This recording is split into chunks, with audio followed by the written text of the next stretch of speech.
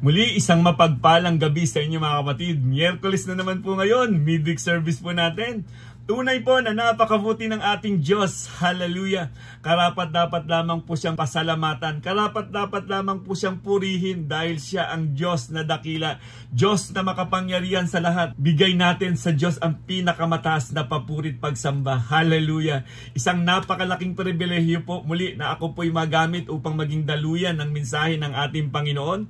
Tunay po na napakabuti ng ating Diyos. Hallelujah. Lagi natin siyang pasasalamatan dahil ni minsan hindi niya tayo iniwan at hindi niya tayo pinabayaan. Ganyan kadakila ang ating Diyos na makapangyarihan. So mga kapatid, naway nasa maayos kayong kalagayan at patuloy nating nararanasan ang biyaya at habag ng ating Diyos. Lagi tayong magpasalamat dahil nariyan siya, kasama natin siya at patuloy niya tayong ginagabayan. Binabantayan niya tayo.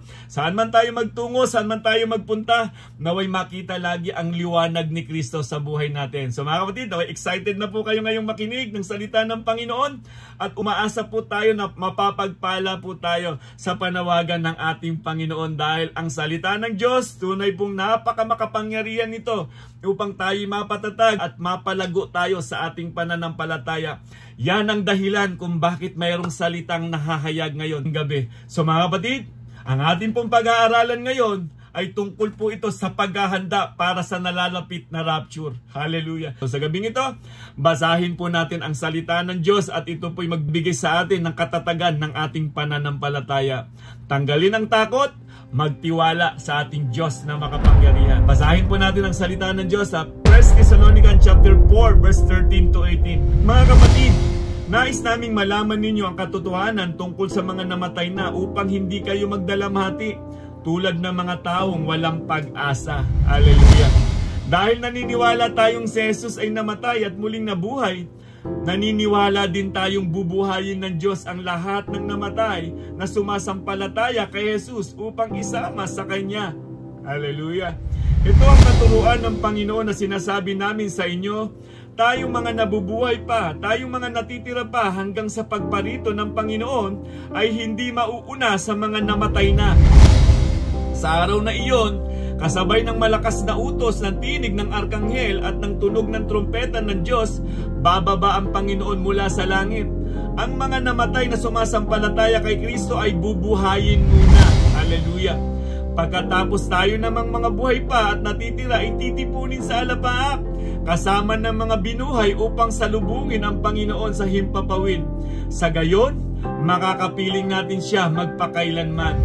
Kaya nga, palakasin ninyo ang loob ng bawat isa sa pamamagitan ng mga aral na ito. Purihin ang salita ng Panginoon. Tayo po'y manalangin at humingi tayo ng gabay sa banal na Espiritu upang patuloy tayong mapagpala sa mensaheng ito. Dakilang Diyos, maraming salamat po muli Panginoon sa isang napakalaking pribilehiyo po na ako po'y maging daluyan ng inyong mga salita. Dalangin ko po Ama ang pagkilos ng iyong banal na Espiritu sa aking mga kapatid na naroon sa kanilang mga tahanan, sa lahat ng nanunood, nakikinig Panginoon, katagpuin niyo po sila Panginoon sa espiritual nilang kalagayan. Dalangin ko po Ama na maitanim ang iyong mga salita at magdulot sa amin ito ng kagalakan, Panginoon. Habang kami nakikinig, nanunood, Panginoon, mangusap po kayo sa bawat isa sa amin, Panginoon, upang patuloy po kami mapatatag sa aming pananampalataya. At lumago po kami sa aming pananampalataya, Ama. Maraming salamat po, dakilang Diyos. Lagi po naming dalangin, Panginoon, pagkilos nawa ng iyong banal na Espiritu at maging pagkaing espiritual namin, Panginoon, ang mga salitang nabasa namin sa gabing ito, Ama. Maraming salamat po, dakilang Diyos, at sa mga kapatid ko na may karamdaman, kayo po, O Diyos, ang patuloy na magpagaling sa kanila, magpalakas sa kanila. Maraming salamat po dahil meron kang salita na sinasabi mo lagi sa amin, Ama, na hindi mo kami iiwan at hindi mo kami pababayaan. Masarap po sa amin bilang mga tunay na Kristiyano na meron kaming Diyos na sinasandigan ng aming pananampalataya. Muli, Ama, maraming salamat po sa gabing ito. Salamat po sa pangalan ng aming Panginoong Yesus. Amen. Amen. Hallelujah. So mga kapatid, isang napakagandang panawagan po sa atin. Salita ng Diyos na magbibigay sa atin ng katatagan, magbibigay sa atin ng tapang sa paghakbang sa ating pananampalataya. Sa panahon ngayon, napakaraming pangyayari sa ating paligid na tila nagpapaalala sa atin na may mga bagay tayong hindi kayang kontrolin. Yung mga kaguluhan sa mundo, paglaganap ng kasamaan, krisis sa iba't ibang dako, at ang patuloy na paglayo ng marami sa katotohanan. Hallelujah! Maraming mga Kristiyano ngayon na nanlalamig na sa kanilang pananampalataya. Sa gitna ng lahat ng ito, muling nabubuhay ang tanong, totoo nga ba ang rapture? Hallelujah! Maraming mga katanungan ngayon yan, mga kapatid. Mangyayari pa nga ba ang rapture? Hallelujah! At kung totoo, kailan ito mangyayari? Yan ang mga katanungan na nangyayari ngayon sa mga Kristiyano. Pero higit pa sa tanong kung kailan ito mangyayari, ang mas mahalagang tanong ay handa ba tayo? Hallelujah! Pinaghahandaan ba natin ang rapture? Dapat nga, madalas kong sinasabi ito, dapat ang galawan ng mga Kristiyano ngayon, galawang pang rapture na, mga kapatid. Dahil ang rapture ay hindi lamang isang doktrina o propesiya na pinag-uusapan. Ito ay isang napaka-personal na paalala ng ating pananampalataya, ng ating paglakad sa Diyos at ng ating pagiging tapat sa Kanya. Ngayong gabing ito, pag-uusapan natin hindi lang kung ano ang rapture, kundi paano tayo maaaring maghanda sa puso, sa pananampalataya at sa pamumuhay. Bilang mga mananampalatayang naghihintay at umaasa sa kanyang pagbabalik, pag-uusapan po natin ang salitang rapture dahil magbibigay po ito sa atin ng pagising. Kumusta ang mga Kristiyano ngayon? Totoo nga bang naghahanda tayo sa rapture na tinatawag na ito? Tunay nga pong naisulat ito ni Apostol Pablo, isang magandang paalala ito. Mula sa ating binasa ay sinikap ni Apostol Pablo na ituwid ang mga namumuo sa Tesalonica. Hindi dapat silang malungkot tulad ng iba na walang pag-asa, sapagkat bilang mga mananampalataya, tayo ay nakasandig sa isang matibay na pananampalataya na nagmumula sa pagkabuhay at muling pagbabalik ni Kristo. Isang tapat at buhay na pag-asa. Hallelujah! Napakatibay ng ating pundasyon. Si Kristo ang dapat na maging pundasyon ng ating pananampalataya. Mahalaga po na gising tayo sa espiritual na kalagayan. Kapag gising sa espiritual na kalagayan, pahahalagahan po natin ang mga gawaing ibinigay sa atin ng Panginoon. Kumusta po tayo, mga kapatid na nagsasabing Kristiyano?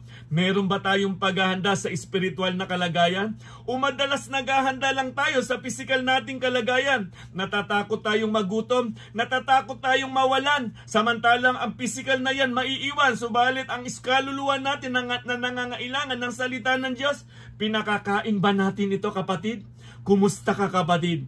Kumusta ang kalagayang espiritual mo? Kapatid, kailangan dito hakbang ng pananampalataya. Kung gusto nating lumago sa ating pananampalataya, huwag po nating pababayaang hindi mapakain ng salita ng Diyos ang ating kaluluwa. Higit na mahalaga ang salita ng Diyos, hallelujah, sa buhay na meron tayo. So, hindi ito tungkol sa material na paghahanda, kundi sa espiritual. Ang mamuhay ng may kabanalan, yan ang hinihingi sa atin ng Panginoon. Maging mapagbantay, hallelujah. Huwag tayong maging careless sa ating pananampalataya na sinasabi mong Kristiyano ka na, ligtas ka na. Ang mga tunay na Kristiyanong ligtas, makikitaan ng bunga, makikitaan ng pagbabago. Yan ang panawagan ng ating Panginoon. At magpatuloy na lumago sa ating pananampalataya. Kapatid, ilang taong ka ng Kristiyano? Kumusta ang pananampalataya mo? Lumalago ba? Ikaw ang makakasagot niyan, kapatid. Ikaw ang makakasagot niyan kung nagpapahalaga ka sa mga gawain ng Panginoon. Nakikita mong lumalago ka na. At kung hindi ka na matampuhin, lumalago ka na sa pananampalataya. At kung ang paningin mo ay nakapokus sa ating Panginoong Hesukristo at handa ka ng mahalin kahit ang kaaway mo, yan ang utos ng Diyos. Masasabi mo nang, malago ako, kaya ko nang magpatawad. Kahit nasasaktan ako, napapatawad ko siya. Tunay ngang lumalago na ako sa aking pananampalataya. Pero kapatid, kung hindi mo kayang patawarin ang nagkakasala sa iyo, kapatid, yan ang magiging hawak sa iyo ni Satanas na hindi ka lalago. Kailangang mahalin natin ang ating kapwa gaya ng pag-ibig natin sa ating sarili. Huwag tayong magtanim ng negative na kaisipan sa ating kapwa. Dapat laging positibo ang ating pagtingin sa ating kapwa. Ano man ang ating ginagawa, gawin natin ito para sa pagpupuri sa ating Diyos na makapangyarihan. Hallelujah. Kaya nga napakagandang bilin ng ating Panginoong Hesukristo sa kanyang mga apostol. Ang sabi niya doon sa John chapter 14 verse 2 and 3, sa bahay ng aking ama ay maraming silid. Kung hindi ito totoo, sasabihin ko ba sa inyong pupunta ako roon upang ipaghanda ko kayo ng inyong matitirhan? At kapag naipaghanda ko na kayo ng matitirhan, ako'y babalik at isasama ko kayo upang kayo'y makapiling ko kung saan ako naroroon. Excited ka ba sa ganyang pangako ng ating Panginoong Jesucristo? Hallelujah! Nasa atin ang banal na Espiritu ng Diyos at nananabik tayo sa pangakong ito ng ating Panginoong Jesucristo. At mangyayari ito, anuman ang kalagayan natin. Mamatay man tayo sa mundong ating kinalalagyan, tiyak ang ating destinasyon sa piling ng ating Panginoong Jesucristo. Kaya nga, mangyayari ang lahat ng ito ayon sa araw na itinakdan ng Diyos. Ito ang pinakamasayang araw para sa lahat ng sumasampalataya kay Kristo. Pero sa mga hindi sumasampalataya kay Kristo, kalungkutan ito, pagsisisi ito, kapatid. Hallelujah! Kaya nga, hanggat may panahon pa, may oras pa, tanggapin si Kristo bilang Panginoon at tagapagligtas ng buhay mo bago maging huli ang lahat, kapatid. Maghari si Kristo sa buhay ng sino mang nagsasabing Kristiyano, dapat lumalago sa pananampalataya. So mga kapatid, sa gabing ito, sama-sama nating tuklasin ngayong gabing ito kung paano natin mapapaghandaan ang nalalapit na rapture. Magandang paalala ito o panggising sa ating mga Kristiyano. Kasi ang mensaheng ito o yung sulat ni Apostol Pablo sa nabasa natin kanina, sulat ito para sa lahat ng mga mananampalataya. Sinusulatan niya ang iglesia ng Tesalonica para gisingin sila. Hallelujah! Kaya nga mga kapatid, unang-unang punto na dapat nating tandaan, ihanda ang ating mga sarili na mapabilang sa rapture. Dapat naghahanda ang mga tunay na Kristiyano. Kumusta tayo mga kapatid? Ano ba ang mas matimbang na paghahanda natin sa buhay na meron natin? Gusto ba natin yumaman pa sa mundong ito o magtatag ng mga legacyng pangmundo lang? Dapat ang legacy itinatatag natin yung mga espiritual, yung mga bagay na makapanlangit, huwag po yung mga bagay na panlupa.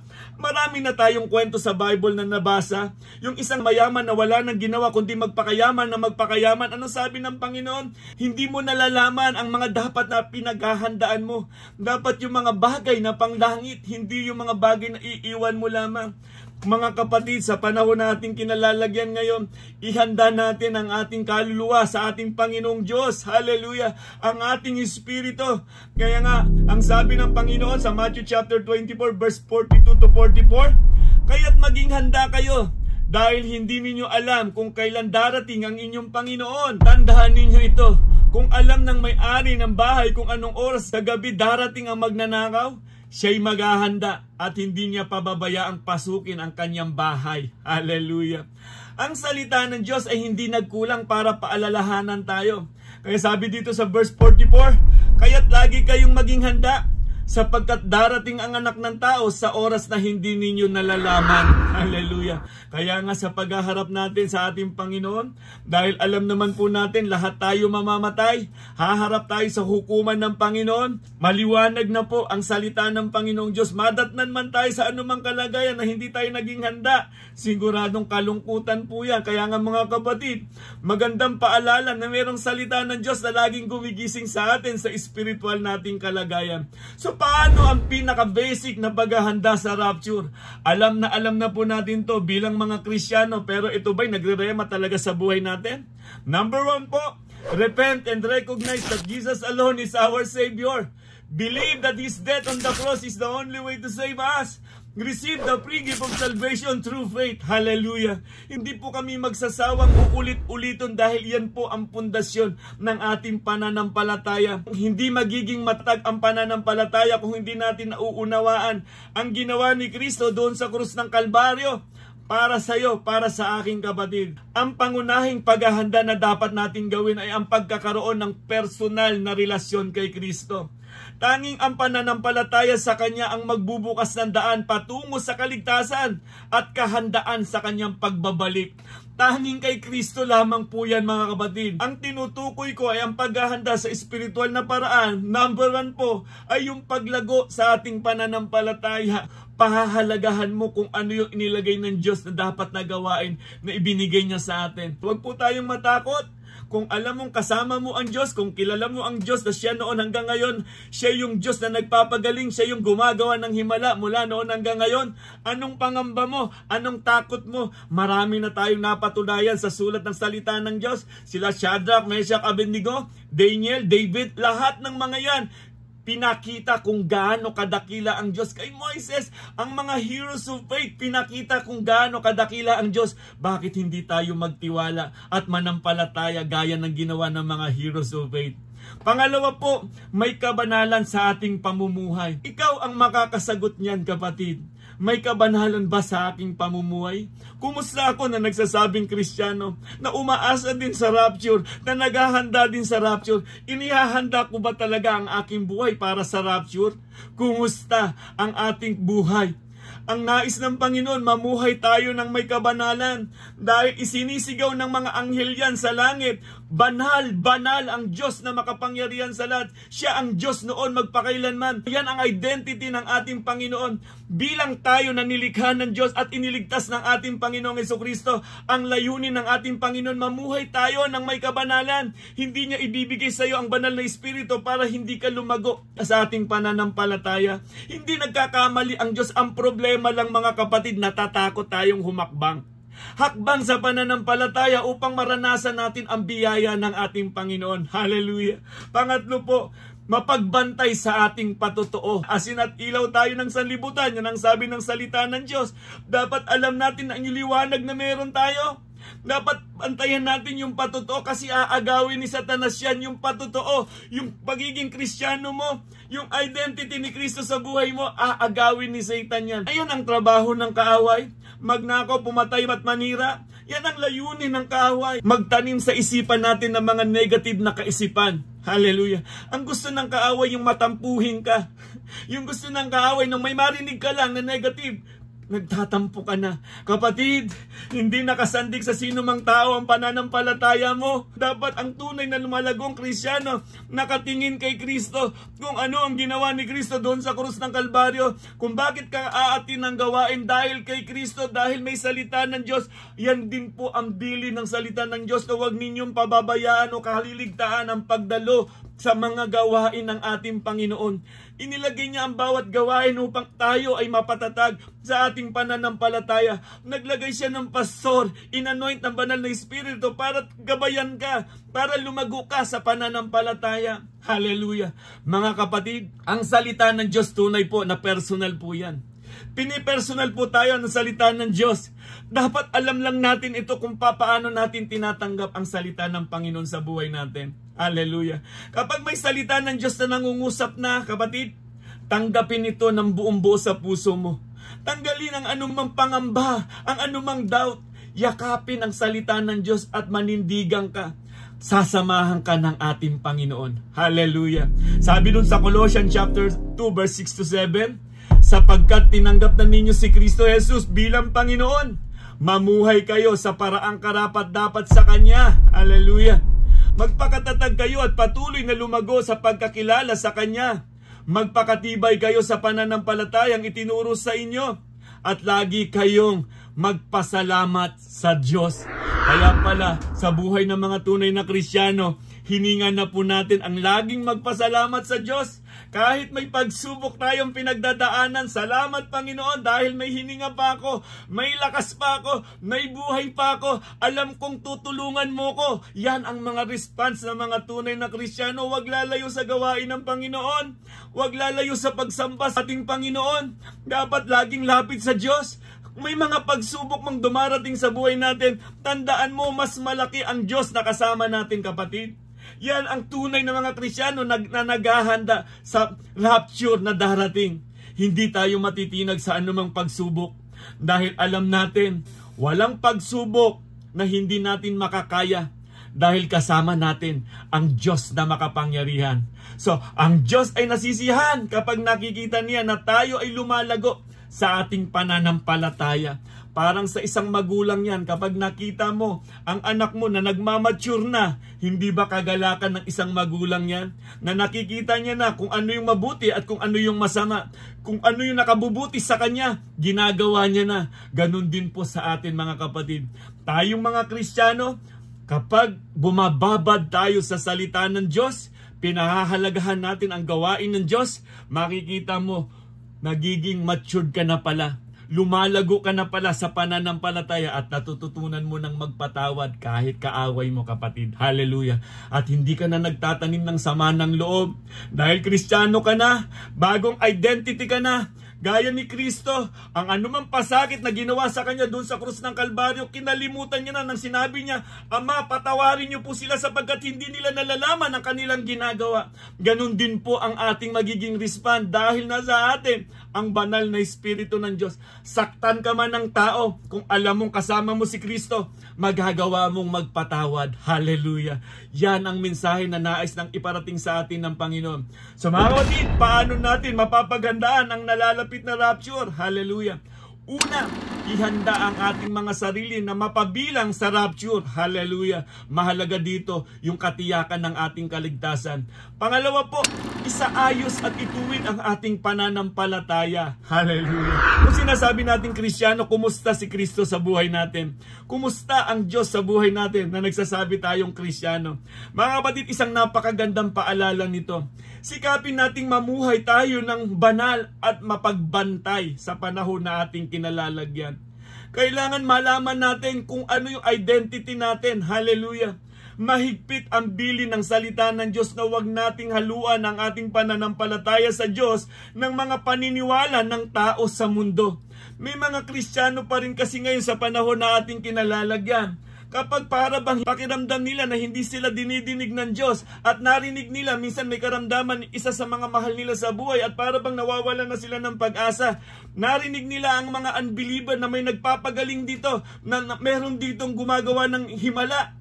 Kahit pa baliin nila ang salita ng Diyos, pupunta sila doon. At ang dahilan ng mga ito, sasabihin nila, wala namang mawawala sa akin kung hindi ko susubukan. Kapatid, napakadelikado yung ganyang pangangatwiran. Alam mo nang sinasabi sa salita ng Diyos na hindi ka dapat lumalapit sa mga espiritista o anumang mga albularyo. Dapat sa Diyos tayo lumalapit. Huwag na po tayong maghahanap ng ibang direction dahil ang tunay na karunungan ay sa Diyos lamang matatagpuan. Maliban sa Kanya ay wala ng iba. Kaya nga po ang higpit ng bili ng salita ng Diyos. Sa Deuteronomy chapter 18 verse 10 to 12, sino man sa inyo ay huwag magsusunog ng kanyang anak bilang handog. Huwag kayong manghuhula. Huwag gagawin ang ginagawa ng mga mangkukulam. Hallelujah. Ng mga mananawas at ng mga sumasangguni sa mga espiritu ng namatay. Sino man gumagawa ng alinman sa mga ito ay kasusuklaman ni Yahweh na inyong Diyos. Pakatandaan ninyo na iyan ang dahilan kaya niya itataboy ang mga nakatira sa lupaing pupuntahan ninyo. Hallelujah. Kumusta sa panahon natin kinalalagyan ngayon? Hallelujah. Pagsasapit ang January, alam natin napakalaki niyan. Nagtataka talaga, lumalakas ang puwersa nila. Samantalang hindi naman nakaririnig yung Diyos na kanilang sinasamba doon, kapatid. Kapatid, at marami ding mga Kristiyano minsan pumupunta doon at nagbabakas sakali na makakuha sila ng himala. Nakakatakot yung ganyang kalagayan na sinasabi mong Kristiyano ka. Bakit ka lalapit sa mga taong ito na alam mo na may Diyos na gumagawa ng himala at hayag na hayag sa'yo ang salita ng Panginoon? Ayaw ng ating Diyos na may kahati siya sa ating pananampalataya sa Kanya. Ayaw ng Diyos na meron tayong ibang minamahal. Dapat number one si Jesus sa buhay natin. Dapat Diyos ang una sa buhay natin. Bago tayo magdesisyon ng anumang bagay, alalahanin natin yung Diyos na lumikha sa atin, na nagbigay ng buhay sa atin, mga kapatid. Kapatid, huwag nawa na ang ating pananampalataya ay mahaluan ng anumang pagkilala sa mundo. Leviticus chapter 20 verse 6 to 7, ang sino mang sumasangguni sa mga kumakausap sa mga espiritu ng mga namatay na o sa mga manghuhula ay kasusuklaman ko at ititiwalag sa sambahayan. Ilaan ninyo sa akin ang inyong sarili at magpakabanal kayo sapagkat akong si Yahweh ang inyong Diyos. Hallelujah. Mga kapatid, ang Diyos natin ay napakabanal. Hallelujah. At yan ang nais ng Diyos sa buhay natin bilang mga tunay na Kristiyano.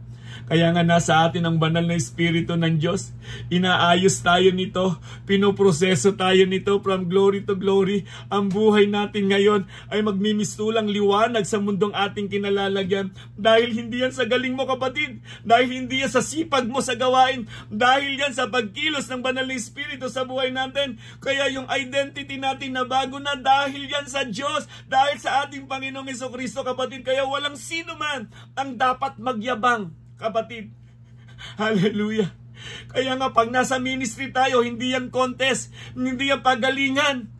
Iisa lang ang layunin. Kung may ministry o gawain tayo sa iglesia, walang ibang pinatutungkulan yan, pinapupurihan yan, kundi si Kristo lang. Hallelujah. Kung bakit meron tayong ministry, dahil tinawag tayo ng Diyos na siya ang mabigyan natin ng kaluwalhatian. Yan dapat ang maging laman ng lahat ng mga Kristiyano. Kaya ang utos ng Diyos para sa lahat ng mga Kristiyano, hallelujah, Matthew chapter 28 verse 20, turuan ninyo silang sumunod sa lahat ng inuutos ko sa inyo. Tandaan ninyo, ako'y laging kasama ninyo hanggang sa katapusan ng panahon. Anong takot mo, kapatid? Anong pangamba mo? Kung ginagawa natin, ginagabayan natin ang mga tao ayon sa kalooban ng Panginoon. Ang sabi ng Panginoon, hanggang sa katapusan ng panahon, sasamahan kita. Pang-rapture na galawan, kapatid. Manatili tayo sa katotohanan. Hallelujah. Kagalakan po natin talaga na sundin ang kalooban ng Panginoon. Gabayan ang mga tao na naroon sa kadiliman at dalhin sila sa liwanag. Ibahagi ang mabuting balita sa lahat ng mga tao na may pag-asa kapag may Kristo sa buhay ng isang tao, kapatid. Kaya ba nating sabihin yan sa lahat ng ating mga nakakasama? Huwag nating sasayangin ang panahon natin hanggat nandito pa tayo sa mundong ito, na ipalaganap ang mabuting balita sa lahat ng mga tao, dahil alam natin na hindi masasayang ang lahat ng mga ginagawa natin sa mundong ito. Recorded yan sa langit.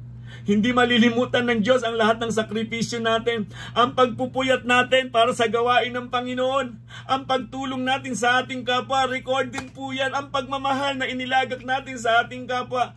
Alam na alam ng Diyos yan dahil siya ang author ng pag-ibig. Hallelujah. Maging produktibo para sa kaharian ng Diyos.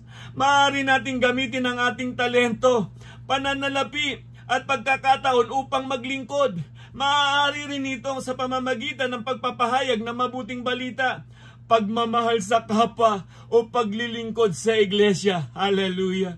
Mga kapatid, ang buhay natin ay magkakaroon ng kabuluhan kapag si Kristo ang number 1 sa buhay po natin. Hallelujah. Hindi ikaw ang bida sa buhay mo, kapatid. Hindi ka nagtatag ng legacy para lamang ikaw ay maparangalan. Mas masarap maparangalan si Kristo sa buhay natin. Kapag nakikita ka, dapat nakikita ang liwanag ni Kristo sa buhay natin, kapatid. Kaya mga kapatid, kumusta po tayo sa ating pananampalataya? Naghahanda ba talaga tayo sa rapture na darating? Hallelujah. Pinaghahandaan ba talaga natin ang rapture na ito? Alam naman po natin ang mga apostol, pinaghandaan din po nila yan. Pero hindi po nawalan ng kabuluhan ang kanilang paghahanda. Kasi ang kanilang paghahanda nauwi sa kamatayan para lamang sa paninindigan sa katotohanan. Hindi nila idininay si Kristo. Bagkus sa kabila ng kanilang kamatayan, tinayuan nila. Dahil ang lakas ng banal na Espiritu na hindi nila idinidinay si Kristo. Dahil totoo, may pag-asa kahit mamatay tayo, mga kapatid. Gaya ng sulat ni Apostol Pablo sa iglesia ng Thessalonica, ang mga tunay na Kristiyano kapag namatay, may pag-asa. Hallelujah. Hindi ba't napakagandang good news niyan, kapatid? Kaya hindi tayo natatakot, kaya hindi natin kinatatakutan ng kamatayan.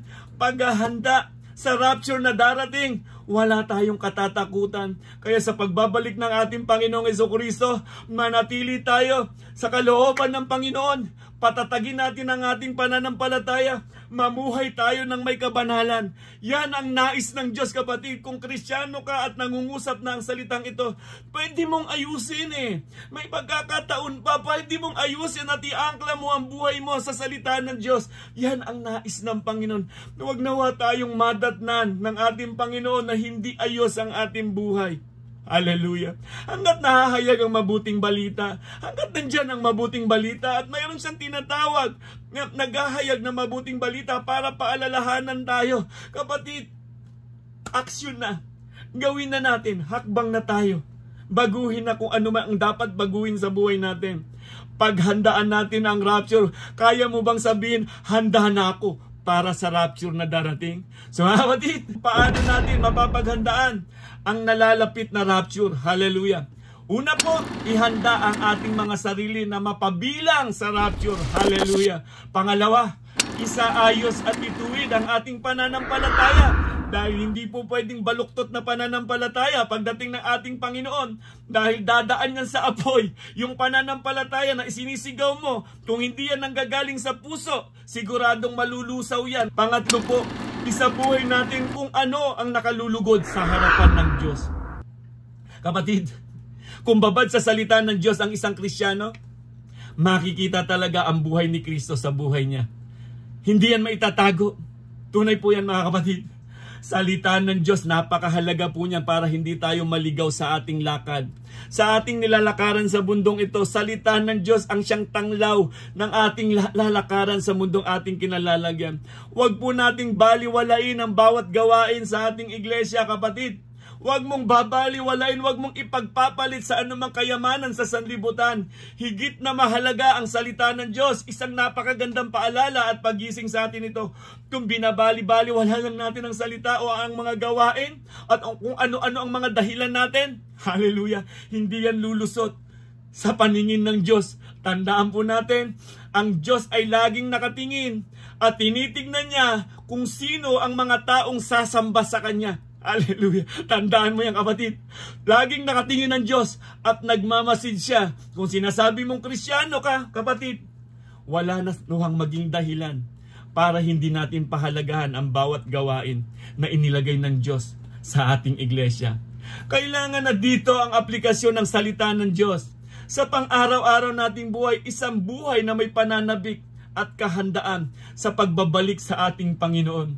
Dapat lamang na ang buhay natin ay magbigay ng kapurihan at kasiyahan sa ating Diyos. Hallelujah! Kumusta ang buhay natin, kapatid? Hallelujah! Kaya nga, kung mapapansin natin si Enoch, siya po yung unang-unang na-rapture. Bakit siya na-rapture? Basahin natin sa Hebrews chapter 11, verse 5 to 6. Dahil sa pananampalataya sa Diyos, si Enoch ay hindi nakaranas ng kamatayan. Hindi na siya nakita sapagkat kinuha siya ng Diyos. Sinasabi sa kasulatan, si Enoch ay naging kalugod-lugod bago siya kinuha ng Diyos. Hallelujah! Kung hindi tayo sumasampalataya sa Diyos, hindi natin siya mabibigyang kaluguran. Sapagkat ang sino mang lumalapit sa Diyos ay dapat sumasampalatayang may Diyos na nagbibigay ng gantimpala sa mga nananalig sa Kanya. Hallelujah! Nagre-rema pa sa atin yan, mga kapatid. Sa lahat ng ating ginagawa, alam nating may rewarding. Alam mo yan, kapatid. Dapat dun tayo nakatingon. Huwag tayong titingin na rewarding lang ng tao. Huwag nating naisin na pararangalan ako ni brother, pararangalan ako ni sister o ng sino man. Kaya mo ginagawa ang kalooban ng Panginoon dahil panlangit ang target mo, hindi panlupa, kapatid. Paalala po ito sa ating mga Kristiyano, yung ningas ng banal na Espiritu sa buhay natin, huwag nating ahadlangan. Dahil nariyan ang ningas ng banal na Espiritu sa buhay natin, ang gustong-gusto niyan, lumago ka sa pananampalataya. Ang gusto niyan, makakain na salita ng Diyos, ang Espiritu na ang kaluluwa na meron ka. Kapatid, tandaan po natin, ang paghahanda ay dapat magbigay ng kagalakan, hindi takot. Punuin natin ang ating puso ng pag-asa, pagpupuri at pagtanaw ng pasasalamat sa ating Panginoon na muli na siyang babalik. Ipamalas din natin ang pagmamahal gaya ni Kristo. Hindi mapanghusga, hindi mapang-insulto, kundi may kababahaang loob, kahinahunan at pananalangin. Yan ang tatak ng isang tunay na Kristiyano, kapatid. Hallelujah! Hallelujah, kapatid! Kung yan ang ipinamumuhay natin, nakatitiyak ako, nakahanda ka na para sa rapture na kalagayan. Paano natin mapapagandaan ang nalalapit na rapture? Una, ihanda ang ating mga sarili na mapabilang sa rapture. Pangalawa, isaayos at ituwid ang ating pananampalataya. Hallelujah! Isabuhay natin kung ano ang nakalulugod sa harapan ng Diyos.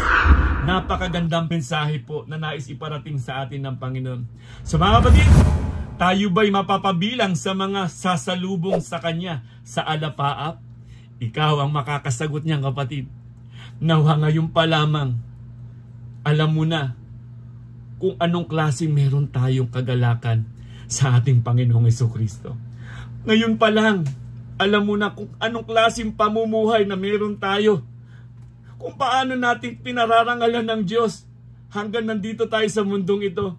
Kaya nga lagi kong sinasabi at nagbibigay din po ng paalala sa akin, mga kapatid, dapat sa mga tunay na Kristiyano ngayon, galawang pang rapture na.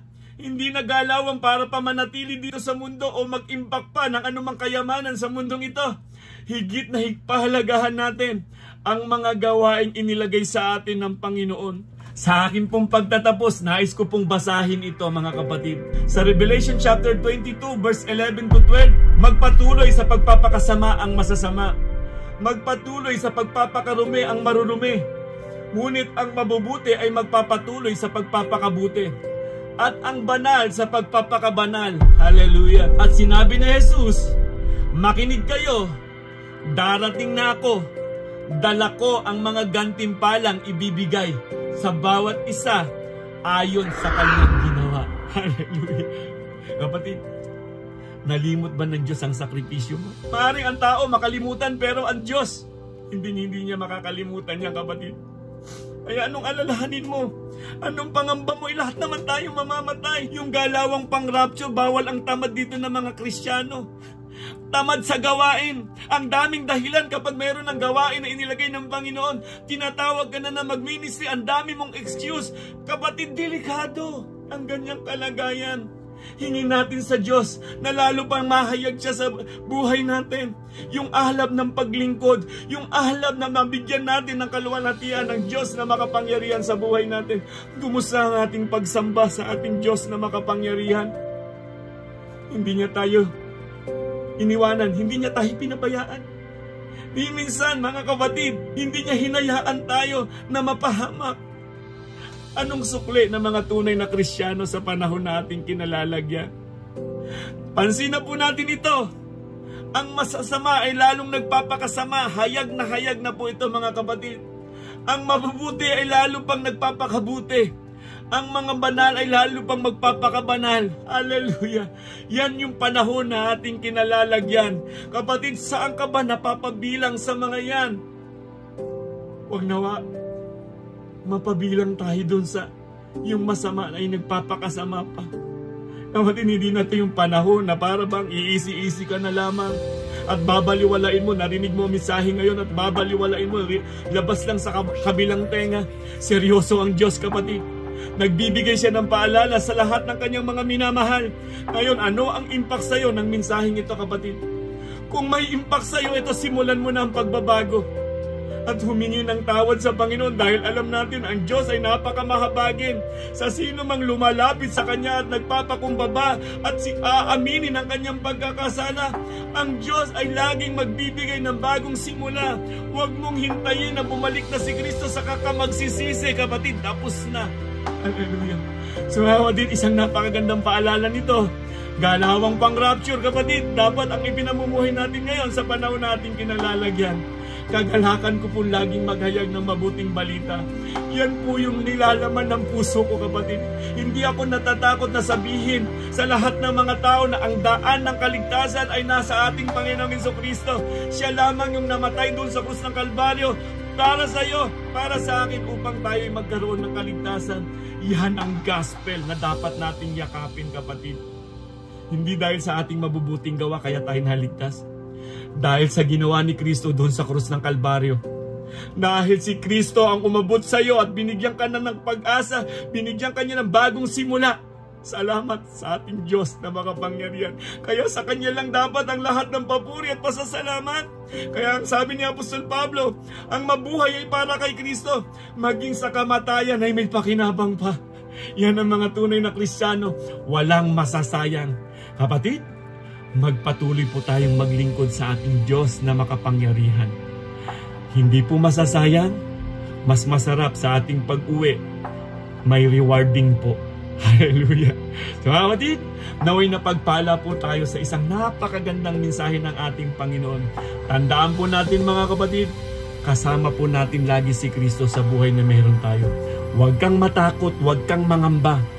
Ibahagi ang mabuting balita sa lahat ng mga tao. At ang Diyos na ang bahala. sa buhay na meron tayo. Ang sabi niya, sasamahan ko kayo hanggang sa katapusan ng panahon. Ituro lamang po natin ang daan ng katotohanan sa lahat ng mga tao. So mga kapatid, sumain niyo nawa ang kapayapaan, kagalakan at pag-asa, at patuloy natin ipahayag sa pangalan ng ating Panginoong Jesucristo may kagalingan. Sa pangalan ng ating Panginoong Jesucristo may buhay na walang hanggan. God bless and God first. Purihin ang Diyos na dakila at makapangyarihan sa lahat. Walang hanggang katapatan sa buhay ko'y lagi mong laan. Narito dahil sa biyaya mo, habang buhay magpupuri sa'yo.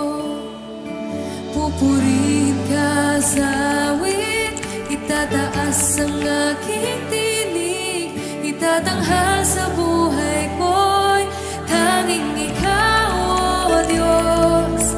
Higit pa sa kalangitan ang iyong kaluwalhatian, kadakilaan mo'y di mapapantayan. Jesus.